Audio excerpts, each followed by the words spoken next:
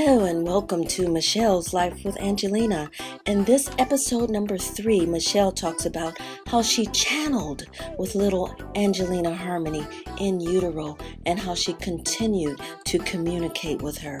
This is an auspicious episode indeed, one that you don't want to miss. It became clear and present in that moment that I was hearing a voice and she wanted to speak for me. What occurred next was beyond anything I'd ever felt before because I don't typically channel in a way that, say, an Abraham Hicks channels. I channel, presences during my healings, but not like this. Not where I'm hearing a voice and somebody's wanting to speak for me. And, one might think, wow, okay, that's really out of the box and unusual that would be occurring, and it took me a lot to actually trust that was happening to me in the moment, truthfully. And of course, he was in tears. I was in tears. I was overwhelmed by the experience, and I realized, oh my God, the only reason that these circumstances occurred through auspicious means, because normally we wouldn't be sharing a room. We wouldn't be, I wouldn't be in the same bed. It was just like. Was for that moment, for what was to occur next. And there was a complete kinesthetic shift of my whole being. Like, I felt a huge shift. Of course, I didn't know that I was pregnant at the time. So after that happened, now there was another significant thing that actually occurred that weekend, and that was the following night that Sean David Morton actually initiated me, as well as Kevin and another gentleman there by the name of Mark, into our higher level wing chakras. Or shall I say, we're moving from 7 to 12 chakras.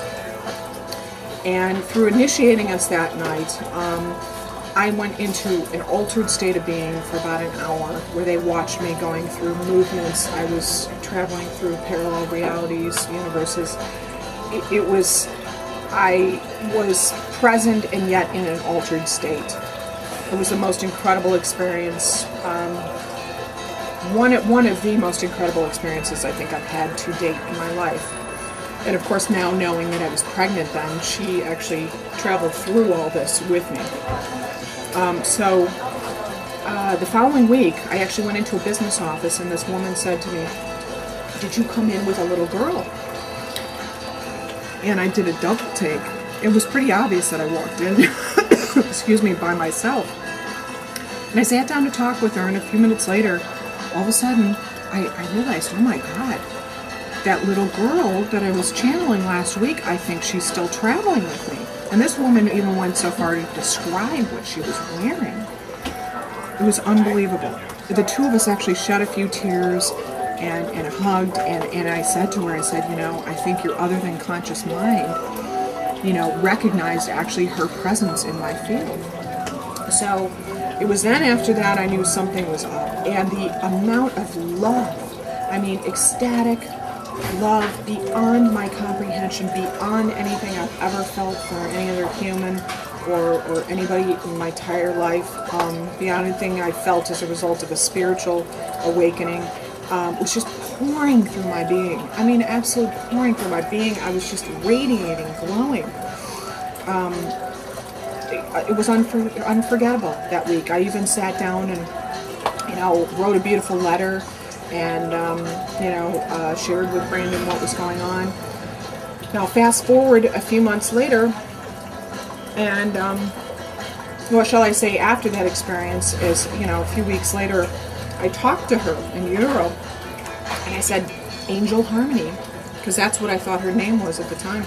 Is it you? And I will never forget that evening, lying in bed, just, flat, raised abdomen, and feeling the hugest kick I have ever felt in my entire life. Of course, I've never been pregnant before, so that's kind of silly to say that, but, just hugest kick I've ever felt, with her, obviously, throughout the pregnancy, of acknowledgement. And I got that. And then, the weeks later, I connected with Jorianne and got the acknowledgement. Do you think it's Angel Harmony? She's like, oh my God. I say, Violet Light. Absolutely, I think it's her. So what I became present to was, it wasn't that I just channeled her being that night. It was actually that's when her soul chose to enter into her being, that she's choosing to reincarnate through me. And I thought, oh my God, this is unbelievable. This is beyond what any mother would ever feel. This is like so out of the box and so auspicious. And I even did some research on, there's a website called Cosmic Cradle, and they share actually thoughts from every spiritual tradition across the globe. I mean, some you've never even heard of, as to when their beliefs are that conception occurs. And of course, for most, or the typical Judeo-Christian belief is, the time of conception, when the sperm meets the egg, which on a certain level, yes, that's true. But that's not necessarily when the soul enters, at least in that belief system that is, but in other belief systems, it can happen between the second and third month, which is what my prompting was here, and read some significant information with regards to that, and even later on in the pregnancy, right before birth. So I thought, wow, this is just amazing. This is really when her soul chose to enter. Now, it took some months, and I thought, well, gee, how am I actually going to share this information with him? And I finally got the opportunity at our Creditors in Commerce meeting in Chicago just recently, a few weeks ago, only to be greeted with some very, very unusual news, which I thought, and I thought, I thought, well, she's choosing to come back through me, obviously, to live into the destinies that we're living into, to be Creditors in Commerce. And potentially she's choosing to come through me to be back close to this information, obviously the community and, her father in a previous incarnation, who I have auspicious feelings about having traveled with in Lemuria and, prior times, obviously, as we all do as a community, as Creditors in Commerce, which is why we're drawn to be back together, to live into this new reality, to anchor this new way of being. Living into 2012 in this shift in a time that's, unprecedented.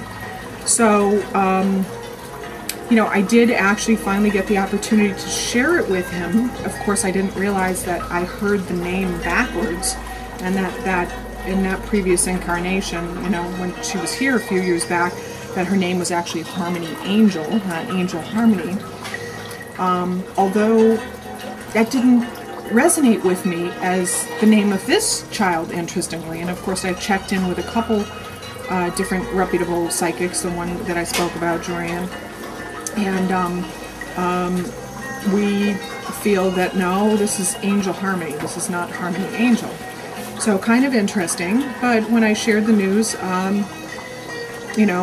he had felt that she had already reincarnated back into the child that his ex-wife has given birth to with a new husband, and that his kids actually recognize her soul. So I thought, wow, that is just unbelievable. I never thought it would be greeted with that reception, like, wow, she's already reincarnated? And I checked in with another woman whose instinct, really just the spiritual awareness she has is unbelievable. And she felt that no, that was incorrect, that's an illusion, and that this is in fact, who was Harmony Angel or Angel Harmony. We had thought maybe it might be a twin soul, but anyway, so there's some interesting differing information, and whoever she'll be, she'll be an extraordinary being, and of course we'll just see how life unfolds after she, comes into the world, and how that all resonates and why this all occurred. We're sort of, it's an unusual experience to have. We are so blessed to have Michelle sharing her entire birthing process with us. You can see all her episodes of Michelle's Life with Angelina at www.lovebabygifts.com/blog and claim your free book there, How to Tell Stories to Children with Stories to Tell.